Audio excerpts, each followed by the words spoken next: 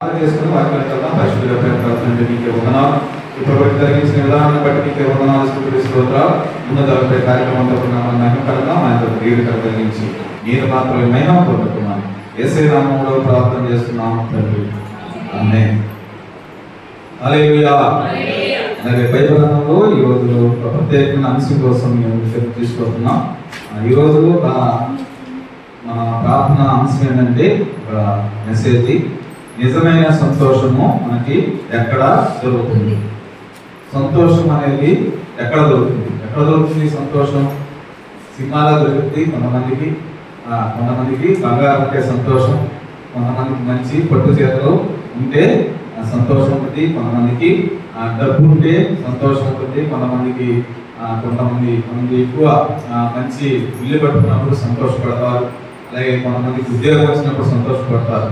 కానీ ఎన్ని సంతోషాలు మంచిదే, ఆ సంతోషంగా ఉంటారు ఎన్ని ఉన్నప్పుడు. కానీ ఇవి కొంతకాలం మాత్రమే ఇవి ఉంటాయి, కొంతకాలం మాత్రమే ఉంటాయి. సపోజ్ ఉద్యోగం అనుకోండి, వారు ఎన్ని సంవత్సరాలు ఉంటారు, ఉద్యోగం వచ్చినప్పుడు సంతోషంగా ఉంటుంది. తర్వాత ఉద్యోగం చేరిన తర్వాత కొన్ని అధికారుల ఒత్తిడి వల్ల వారికి సంతోషం అనేది తక్కువ అవుతుంది.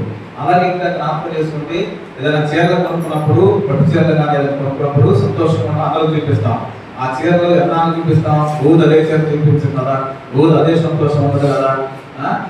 ఈ చీర తీసుకున్నప్పుడు ఆ సంతోషం అంతా 10 రోజులు, 1 నెల రోజులు ఉంటుంది, తర్వాత సంతోషం అనేది ఉండదు. అలాగే ఇంకా డబ్బు ఉన్నప్పుడు కూడా కొంతమంది సంతోషం ఉంటారు. అన్ని ధర్మం ఉన్నప్పుడు ఏదైనా మనకు ఒక లాటరీ తగినప్పుడు ఎలా ఉంటారు, అమ్మాయి హ్యాపీగా అవుతాం, సంతోషం ఉంటాం. కానీ ఆ లాటరీ సంతోషం అనేది అందరికి కొద్ది రోజులు మాత్రమే ఉంటుంది.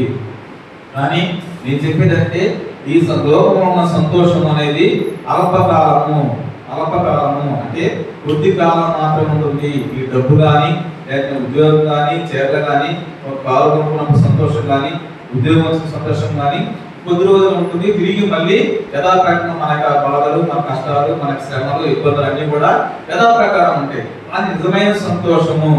ఈరోజు నిజమైన సంతోషం మనకి ఎక్కడ దొరుకుతుంది అనే విషయాన్ని మనం జ్ఞాపకం చేసుకుంటే, ప్రతి వారు కూడా సంతోషం కోసం ఏం చేస్తారంటే, కొంతమంది వ్యక్తులు డిసెంబర్ 31 కానీ, లేదా జనవరి 1 రోజు కానీ వెళ్ళి అనేక చోట్లకు వెళ్ళి, బీర్ షాప్ దగ్గరికి వెళ్ళి అనేక విధాలుగా పార్టీ చేసుకుంటూ సంతోషపడతారు. ఆ సంతోషం ఎంతవరకు ఉంటుంది? దానికి ఆ రోజు మాత్రమే ఉంటుంది, అంతేనా? సరే, ఒక రోజు మంచి పార్టీ చేసుకున్నారు కొంతమంది, మంచి బిర్యానీ వండుకొని ఆ బిర్యానీ పార్టీ చేసుకుని తిన్నప్పుడు ఆ రోజు మాత్రమే ఆ సంతోషం. తిరిగి మళ్ళీ 10 రోజుల తర్వాత మళ్ళీ కొత్తగా ఉండేది. కాబట్టి సంతోషం అనేది ఈ అల్పకాలం మాత్రమే. ఈ లోకంలో ఉన్న ఇవన్నీ కూడా మనం చెప్పిన అన్ని కూడా చూసుకుంటే ఇవన్నీ కూడా అల్పకాలం ఉండే, కొంతకాలం ఉంటే తర్వాత వెళ్ళిపోతాయి. అలాగే రాజకీయ నాయకులు కూడా పార్టీలో ఉన్నప్పుడు సంతోషం ఉంటారు, పార్టీని కొంత పార్టీ లేనప్పుడు, వాళ్ళకు కొత్త పార్టీ వచ్చినప్పుడు ఆ సంతోషం కూడా ఉండదు. ఎందుకంటే ఇవన్నీ కూడా కొంతకాలం మాత్రం ఉండే ఈ యొక్క సంతోషం. ఆ నిజమైన సంతోషం ఎక్కడ దొరుకుతుంది? నిజమైన ఆనందము ఎక్కడ దొరుకుతుంది? మనం జ్ఞాపకం చేసుకుంటే బైబిల్ గ్రంథంలో కొన్ని విషయాలు మనం సంతోషంగా ఉండాలంటే మన హృదయం ఎల్లకాలం ఎల్లవేళలా దేవుని యొక్క సన్నిధిలో సంతోషం దొరుకుతుంది. ఎక్కడ ఈ లోకంలో ఉన్న సంతోషము కొద్ది రోజులు మాత్రమే, కొద్ది కాలం మాత్రమే, అల్ప సంతోషము అది ఉంటుంది, పోతుంది. కానీ నిజమైన సంతోషం అనేది ఎక్కడ దొరుకుతుందంటే బైబిల్ గ్రంథం నుంచి మీకు చూపిస్తానండి. కీర్తన గ్రంథంలో 16వ అధ్యాయము 11వ వచనం.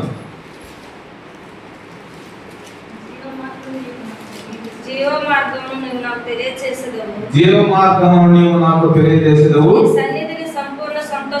నీ సన్నిధిని సంపూర్ణ సంతోషము కలదు, నీ కుడి చేతిలో నిత్యము సుఖములు కలదు. కాబట్టి ఎక్కడ సంతోషం దొరుకుతుంటే దేవుని యొక్క సన్నిధిలో. దేవుని యొక్క సన్నిధిలో నిత్యం కూడా సంతోషం అనేది దేవుని సన్నిధిలో దొరుకుతుంది. మనకి ఎన్ని కూడా సంతోషం అనేది ఉంటాయి, కానీ కొంతకాలం మాత్రం ఉంటాయి. కానీ నిజమైన సంతోషము ఎల్లవేళ ఉండే సంతోషము, శాశ్వతకాలం ఉండే సంతోషం ఏంటంటే దేవుని యొక్క సన్నిధిలో. దేవుని యొక్క సన్నిధిలో నీ సన్నిధిలో సంపూర్ణ సంతోషములు కలవు, నీ కుడి చేతిలో నిత్యము కూడా సుఖములు కలవు. దేవుని యొక్క సన్నిధిలో సంతోషం ఉంటుంది. కాబట్టి దేవుని సన్నిధిలో ఉన్న సంతోషం కన్నా మిగతా కాలం ఉండే సంతోషం అనేది అది అల్ప సంతోషము. దేవుని సన్నిధిలో మనం గడిపితే, దేవుని నమ్ముకుంటే, దేవుని ఆశ్రయించినట్టయితే, దేవుని మీద మనం ఆధారపడినట్టయితే ఆ యొక్క సంతోషం అనేది ఎల్లవేళలో ఉంటుంది. ఉదాహరణకు మనం బైబిల్ జ్ఞాపకం చేసుకుంటే ఆదాము అవ్వలు దేవుని యొక్క సన్నిధిలో ఉన్నప్పుడు, దేవునితో ఉన్నప్పుడు వాళ్ళు నిత్యం కూడా సంతోషంతో ఉన్నారు. తర్వాత ఆదాము అవ్వలు ఎప్పుడైతే దేవుని మాటకి విధేయత చూపించి అవిధేయతగా విధేయత చూపించినంత కాలం సంతోషం ఉన్నారు.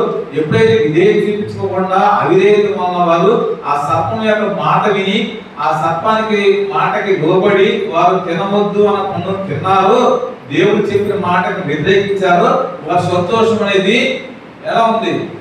అది దుఃఖంతో నిండిపోయింది. అంతకుముందు ఎలా ఉంది ఆదాము సంతోషం అంటే దేవుని వచ్చినప్పుడు, ఏదేను తోటలోకి దేవుడు వచ్చినప్పుడు ఆ ఏదేను తోటలో దేవునికి ఎదురెళ్ళేవారంట.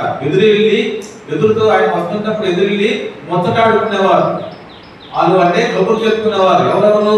దేవుడు, ఆదాము, అవ్వలు. అలా సంతోషంగా గడిపేవారు. రాను వారు కూడా వారు కష్టం చేశారా? ఆదాము చెమటోడ్చారా? లేకపోతే ఏమన్నా వారు పొలం దున్నారా? లేకపోతే ఇంకేమో విత్తనాలు ఎత్తారంటే ఏమీ లేదు. కానీ దేవుడు వారితో చెప్తున్నాడు, ఈ తోటలో నువ్వు ఓన్లీ ఏదైతే ఉంటాయో పండు మొత్తం కూడా తినేసేయండి, నేను చెప్పిన పండు మాత్రం మీరు తినవద్దు అని ఒక ఖండితంగా ఒక ఆజ్ఞ చెప్పాడు. ఆ ఆజ్ఞని కొంతకాలం పాటించారు. కానీ ఎప్పుడైతే సర్పం వచ్చి మాట చెప్పిందో, మీరు ఈ పండు తింటే మీరు ఎలా ఉంటారు? దేవదూతులాగా ఉంటారు, మీ కళ్ళు తెరవబడతాయి, మీరు అందంగా ఉంటారు, ఈ పండు తింటే మీరు దేవదూతులాగా ఉంటారని చెప్పినప్పుడు, ఓహో మేము కూడా అలా ఉంటామన్న ఉద్దేశంతో మొట్టమొదటిగా ఆ పండుని ఎవరు తిన్నారంట? అవ్వ తీసుకొని తిన్నది. తర్వాత ఆ పండుని ఎవరికి ఇచ్చారు? తిరిగి ఆదాముకి ఇచ్చారు. ఆదాము తిన్నాడు, అవ్వ తిన్నది. ఇద్దరు తిన్న తర్వాత వాళ్ళు నేత్రాలు మనోనేత్రాలు వెలిగించబడిన వాళ్ళందరూ కూడా చూసుకున్నప్పుడు ఎలా ఉన్నారు? దిగంబరులుగా కనిపించారు. ఎప్పుడైతే దిగంబరులు కనిపించాడో అప్పుడు మళ్ళీ యథావిధిగా దేవుడు ఆ యొక్క సాయంకాల సమయంలో వచ్చాడు. వచ్చినప్పుడు వెంటనే అక్కడ ఏమని జరుగుతుందంటే, ఆదామా నువ్వు ఎక్కడున్నావు అంటే ఆదాము చెప్తున్నాడు భయంతో, అయ్యా నేను చెట్టు చోటున దాక్కున్నాను అంటాడు.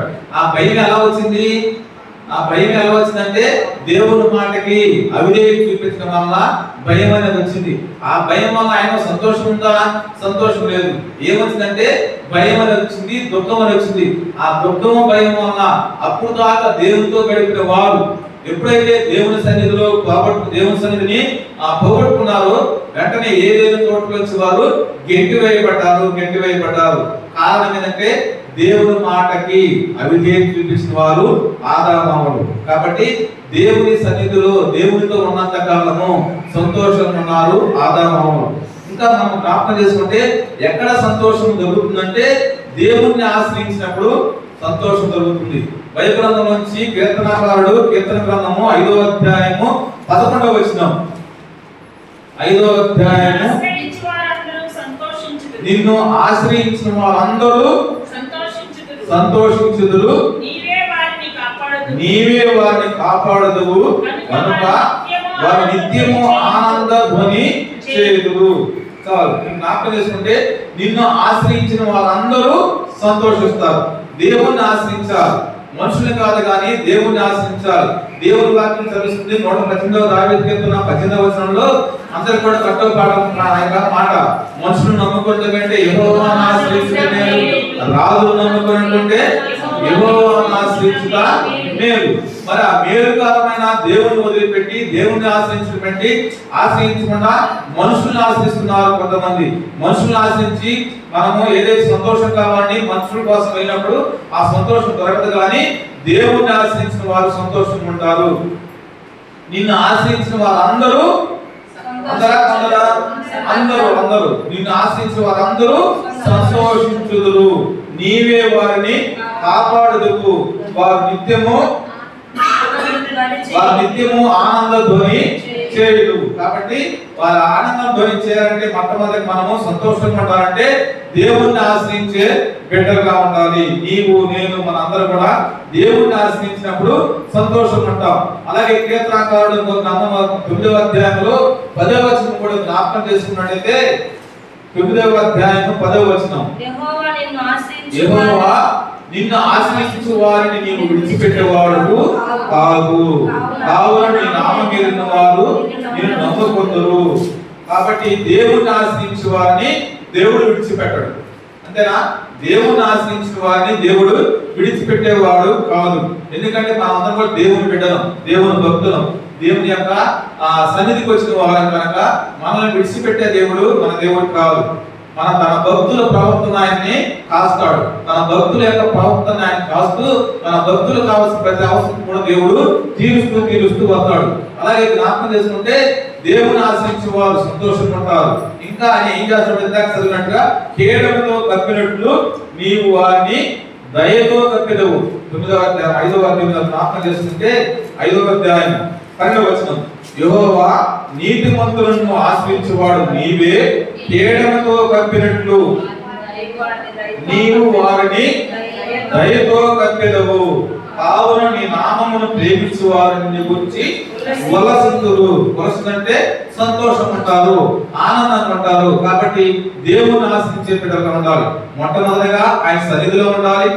రెండవదిగా ఆయన ఆశ్రయించే బిడ్డలుగా ఉండాలి. ఆయన ఆశ్రయించినప్పుడు దేవుడు మనల్ని కేడముతో కప్పినట్లు నీవు వాటిని కప్పుతాడు.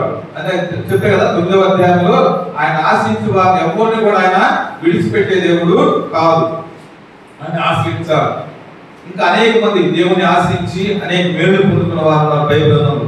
అన్ని చెప్పాలంటే చాలా సమయం అవుతుంది కనుక 18వ దావీదు కీర్తన 30వ వచనం ప్రార్థన చేసినట్లయితే 18వ దావీదు కీర్తన 30వ వచనం,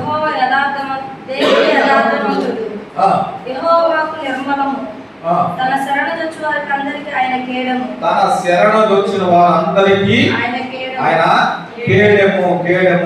కేడముగా ఉంటాడు. ఎవరికి? యెహోవాను ఆశ్రయించిన వారికి, తన శరణుజొచ్చిన వారందరికీ ఆయన కేడముగా ఉంటాడు. ఇందాక కేడంతో కప్పినట్లు నిన్ను కప్పి ఉన్నాను అని చెప్పాడు. కాబట్టి దేవుని యొక్క నీడలోకి రావాలి, దేవుని యొక్క రెక్కల కింద రావాలి. దేవుని రెక్కల కింద వచ్చినప్పుడు, దేవుని నీడలోకి వచ్చినప్పుడు మనందరం కూడా ఎలా ఉంటామంటే సంతోషంగా ఉంటాం. ఆయన ఆశ్రయించిన వారు, ఆయన రక్తంలో కడుగుబడిన వారు ఎలా ఉంటారంటే అగ్ని కొండం నుండి మనము తప్పించబడి నెమ్మదిగా ఉంటాం. అగ్ని కొండం నుంచి తప్పించబడతాం. ఉదాహరణకి ధనవంతుడు ఎవరు? లాజరు జ్ఞాపకం చేసుకోవచ్చు.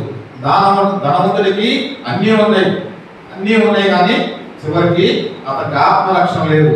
అయ్యా అన్నీ ఉన్నాయి నాకు, కానీ నేను అక్కడ ధనవంతుడికి అది ఏమీ లేకపోయినా కూడా ధనవంతుడైతే అక్కడ దేవుని యొక్క అబ్రహాము రూమును అనుకుని ఆయన సంతోషంగా ఉన్నాడు, నెమ్మది పొందుతున్నాడు. ధనవంతుడైతే మరణించిన తర్వాత తన యాతన పడే స్థలంలోకి వెళ్ళి వేదన పడుతున్నాడు, అగ్నిగుండంలో యాతన పడుతున్నాడు అని బైబిల్ రాస్తుంది. కాబట్టి ఆయన రెక్కల కింద రావాలి, ఆయన నీడలో రావాలి, ఆయన ఆశ్రయించే బిడ్డగా ఉండాలి. అప్పుడు నీవు సిలువ నీడలోకి వచ్చినప్పుడు నీకు క్షేమంగా ఉంటావు. అలాగే సిలువ రక్తంలో ఉన్నప్పుడు నీవు సిలువ నిన్ను కాపాడుతుంది. సిలువ రక్తమే నీకు శరణ్యము, సిలువ నీడ నీకు క్షేమము, ఆయన రెక్కల నీడలో నీకు ఆదరణ. కాబట్టి పాపం అనేది మరణానికి దారితీస్తే దేవుడిని ఆశ్రయించినప్పుడు దేవుడు మనకి నెమ్మది, సంతోషము, సమాధానం పొడిస్తాడు. రెండు విషయాలు చెప్పాడు. ఒకటి, ఆయన సన్నిధిలో ఎలా ఉంటుంది? ఆయన సన్నిధిలో సంతోషం ఉంటుంది. ఆయన ఆశ్రయించిన వారు తను సంతోషంగా ఉంటారు. మూడోదిగా జ్ఞాపకం చేసుకుంటే ఎవరికి సంతోషం ఉంటే ఆత్మరక్షణ ఉంటే సంతోషంగా అంటారు. మన ఆత్మని రక్షించబడాలి, మన ఆత్మ రక్షణ కావాలి. ఆత్మ రక్షణ కాకుండా నువ్వు ఎన్నిసార్లు తిరిగినా ఏమి చేసినా కూడా అన్ని కూడా శూన్యమే పడుతుంది. ఎన్ని దాన ధర్మాలు చేసినా, ఎక్కడికి వెళ్ళినా, ఏ ప్రాంతం ఉన్నా, నువ్వు ఎంత డబ్బులు ఖర్చు పెట్టున్నా కూడా నీకు అది ఏ మాత్రం ఆత్మ రక్షణ రాకపోతే నీకు అది శూన్యమే, జీరోగా వస్తుంది. అలాగే ఆత్మ రక్షణ ఉంటే ఇవన్నీ ఉన్నా లేకపోయినా ధనవంతుడికి అన్నీ ఉన్నాయి కానీ అతనికి ఆత్మ రక్షణ లేదు. లాజరుకి ఏమీ లేవు కానీ ఆత్మరక్షణ ఉంది కాబట్టి ఆయన పరలోకంలో ఉన్నాడు. అలాగే మనం కూడా ఆత్మరక్షణ పొందుకునే బిడ్డలుగా ఉండాలి. చూద్దాం బైబిల్ గ్రంథం నుంచి పేతురు రాసిన మొదటి పత్రిక మొదటి అధ్యాయం. పేతురు రాసిన మొదటి పత్రిక మొదటి అధ్యాయము 9వ వచనం. మీరు ఆయనను చూడకపోయినను ఆయన ప్రేమించుచున్నారు.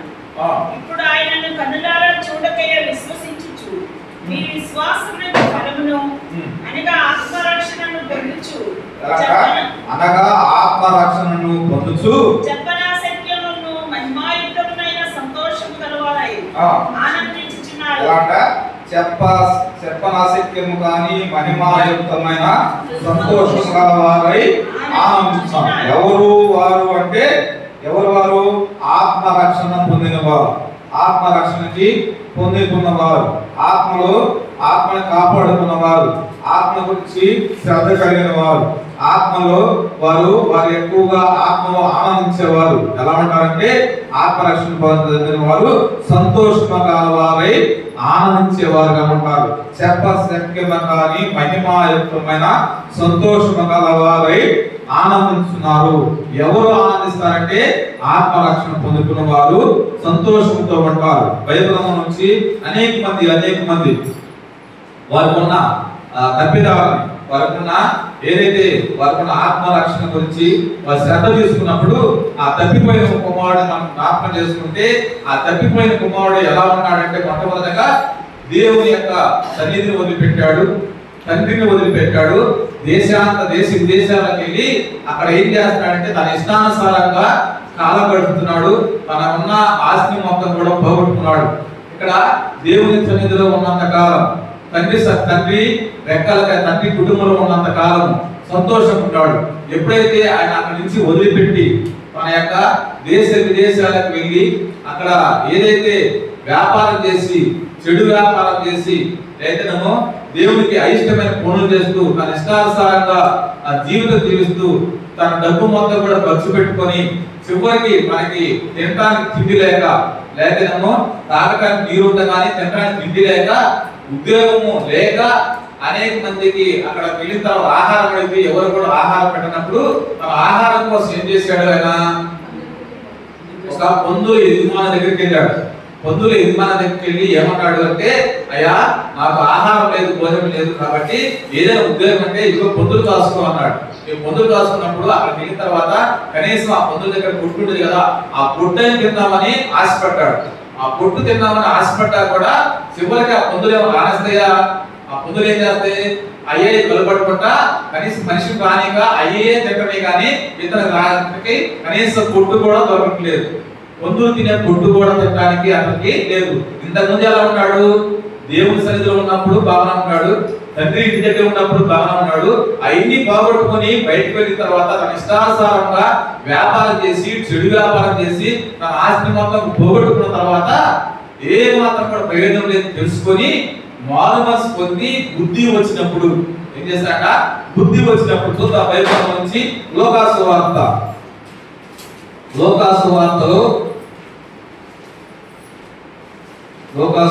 నుంచి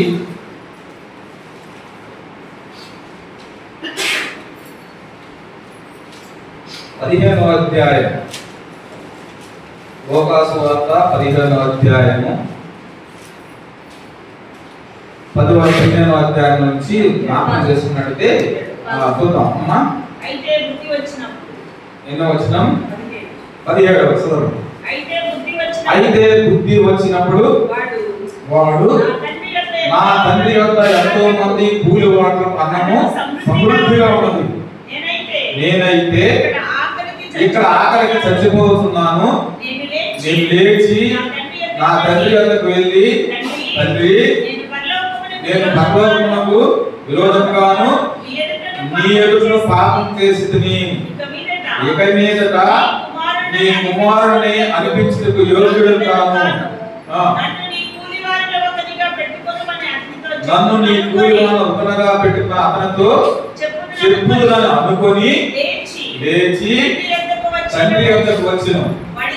వాడింట ఘోరముగా ఉన్నప్పుడు తండ్రి వారిని చూచి కనికరపడి పరిగెత్తి వారి మెడ మీద పడి ముద్దు పెట్టుకుని చాలు. ఇక్కడ జ్ఞాపకం చేసుకుంటే ఏమొచ్చిందంటే బుద్ధి వచ్చినప్పుడు అంటే తన గురించి ఆత్మ గురించి ఏం చేస్తాడంటే ఒక నిశ్చయిత కలిగి ఉన్నాడు. నేను ఎలా అంటే బాగోదు, మారు మనసు పొందాలి, నా తండ్రి దగ్గర నేను వెళ్ళాలి, నేను దేవునికి నా తండ్రికి విరోధంగా పాపం చేశాను, అది పరలోకమునకు విరోధంగాను నా తండ్రికి నేను విరోధంగా పాపం చేశాను, ఇక మీదట ఆయన కుమారుడు నేను యోగుడికి కాను, దేవుడి దృష్టిలో నేను అయోగ్యుడిగా బ్రతికాను, కాబట్టి నేను వెళ్ళి క్షమాపణ అడుగుతానని బుద్ధి వచ్చి మారు మనసు కలిగి ఆయన క్షమాపణ పొందుకోవడానికి ఆయన అనుకున్నాడు, మనసులో అనుకొని బయలుదేరాడు. బయలుదేరి ఆట వస్తున్నా తండ్రి ఎదురయ్యాడు. తండ్రి చూసి వెంటనే ఆ కుమారుడు చూసి పరిగెత్తుకుంటూ వెళ్ళి ఏం చేశాడు, మొట్టమొదటిగా కౌగిలించుకున్నాడు. కౌగిలించుకొని వాడి మెడ మీద పడి ముద్దు పెట్టుకొని నాకు అన్నాడు, ఏమన్నాడు, అప్పుడు ఆ కుమారుడు అతనితో, తండ్రి నేను పరలోకమునకు విరోధంగాను నీ ఎదుట పాపం చేస్తుంది, ఇక మీదట నీ కుమారుడు అనిపించుటకు యోగుడు కాను, యోగుడు కదని తన తప్పును తను తెలుసుకొని మారు మనసు పొంది దేవుని యొక్క సన్నిధికి అలాగే తండ్రి ఇంటికి వచ్చాడు. అయితే తండ్రి తన దాసులను చూసి ప్రశస్తమైన వస్త్రము త్వరగా తెచ్చి వీరికి కట్టి వీరి చేతికి ఉంగరముక్క పెట్టి పాదములకు చెప్పులు తొలగించుడి, ప్రొవిన దూడలు తెచ్చి వదిలించుడి, మనం తిని సంతోషపడుదము. ఈ నా కుమారుడు చనిపోయి మరలా బ్రతికెను, తప్పిపోయి బ్రతికని చెప్పెను. అంతట వారు సంతోష పడసాగిరి. ఎప్పుడు సంతోషపడ్డారు వీళ్ళందరూ? ఆ కుటుంబం మొత్తం ఎప్పుడు సంతోషపడ్డారంటే తప్పిపోయిన కుమారుడు తిరిగి బుద్ధి వచ్చినప్పుడు, తన తండ్రి ఇంటికి వచ్చినప్పుడు తన తప్పును తెలుసుకొని దేవుని దగ్గరికి వచ్చి క్షమాపణ పొంది ఆ క్షమాపణ అడుగుదామని అనుకొని ఎప్పుడైతే తండ్రి ఇంటికి వచ్చాడో అక్కడ అంటాడు, నేను పరలోకమునకు విరోధముగాను నీ ఎదుట నేను పాపం చేసిందని మారు మనసు అనుభవంలోకి వచ్చినప్పుడు అతనికి సంతోషం అనేది వచ్చింది. ఆ ఇంటి వారందరూ కూడా సంతోషపడ్డారు. అలాగే దేవుడు కూడా మనం చూసి సంతోషపడ్డారు. ఎప్పుడు మనం కూడా మారు మనసు పొందినప్పుడు, ఆత్మరక్షణ పొందినప్పుడు, బాప్తిసానికి సిద్ధపడ్డప్పుడు, బాప్తిసం తీసుకున్నప్పుడు కూడా ఇదిగో నా కుమారుడు ఇప్పుడు దాకా తిరిగాడు, తన ఇష్టానుసారం తిరిగాడు, ఇప్పుడైనా నా సన్నిధికి వచ్చాడని ఆయన మనం చూసి ఏం చేస్తాడ సంతోషపడసాగుతాడు. మన కుటుంబం వారు సంతోషపడతారు. ఉదాహరణకు మనం జ్ఞాపకం చేసుకుంటే అనేక మంది ఒక త్రాగుబోతున్నాడు అనుకోండి, సపోజ్ ఆ త్రాగుబోతు నుంచి విడిపించబడి మరి అతని పనులు అతను చేసుకుంటూ ఆ ఇంట్లో ఉండి ఆ కష్టం చేసుకుంటూ వారికి కావాల్సిన ప్రతి అవసరం తీరుస్తూ ఆ భార్య కానీ బిడ్డలు కానీ తల్లిదండ్రులకి అవసరం తీరుస్తున్నప్పుడు వారు సంతోషంగా ఉంటారా, దుఃఖిస్తారా? సంతోషం ఉన్నారు. మరి సంతోషం లేని చెప్పడానికి ఎప్పుడైతే ఆ తాగుబోతనాన్ని విడిపించకుండా ఆ తాగుబోతనంలో ఉండి ఇష్టానుసారంగా డబ్బు ఖర్చు చేసుకుంటూ ఇంటికి రాకుండా ఎక్కడ పడితే అక్కడ దొర్లాడుతూ మన ఇష్టానుసారంగా స్నేహితులతో సవాసం చేసినప్పుడు సంతోషం అనేది ఉండదు, ఇంట్లో ఉండదు, అతనికి సంతోషం ఉండదు. ఎప్పుడైతే అతను మారు మనసు పొంది దేవుని యొక్క సన్నిధికి అలాగే తన పాపాన్ని ఒప్పుకుంటూ తన యొక్క తాగుబోతనాన్ని విడిపించబడతాడు, అప్పుడు ఆ కుటుంబం సంతోషం ఉంటుంది, అతను సంతోషిస్తాడు. అందరికన్నా ఎవరు సంతోషిస్తాడంటే దేవుడు సంతోషిస్తాడు. కాబట్టి ఆ సంతోషం కావాలంటే ఏం చేయాలంట, మనం ఆత్మరక్షణ పొందుకునే బిడ్డలుగా ఉండాలి. మనం ఒక పాపి పరిశుద్ధులుగా ఉన్నప్పుడు మనము ఎలా ఉంటాం, సంతోషంగా ఉంటాం. అలాంటి సంతోషాన్ని మనము ఎల్లవేళలా మనం కనిపెట్టుకునే బిడ్డలుగా ఉండాలి. పాపం విడిచినప్పుడు మనం దేవుని చెంత చేరినప్పుడు మనం సంతోషంగా ఉంటాం. ఇంకా జ్ఞాపకం చేసుకుంటే, నాలుగోదిగా జ్ఞాపకం చేసుకుంటే, మన మనస్సు మారి నూతన పరచబడినప్పుడు సంతోషంగా ఉంటాం. మన మనసు మారాలి, నూతన పరచబడాలి. మనసు మారకుండా వస్త్రాలు మార్చినంత మాత్రాన, లేకపోతే చెప్పులు మార్చినంత మాత్రాన, లేకపోతే నీ ఇష్టానుసారంగా నువ్వు ఏది చేసినా కూడా నీ సంతోషం ఉంది. కానీ నీ మనసు మారకుండా ఏ విధమైన పనులు చేసినా, నీకు తెల్ల వస్త్రాలు వేసుకున్నా లేకపోతే నీ యొక్క ఖరీదైన వస్త్రాలు వేసుకున్నా నీకు సంతోషం ఉండదు. కానీ నీకు మనసు మారి నూతన పరచబడినప్పుడు నీవు సంతోషం ఉంటావు. అలా చేయాలంటే నేను చేయవలసిన పని ఏంటంటే, రోమిలకు రాసిన పత్రిక 12వ అధ్యాయం 2వ వచనం ఒకసారి జ్ఞాపకం చేసుకున్నట్లయితే, రోమిలకు రాసిన పత్రిక 12వ అధ్యాయము 2వ వచనం. మీరు ఈ లోక మర్యాదను అనుసరింపక ఉత్తమమును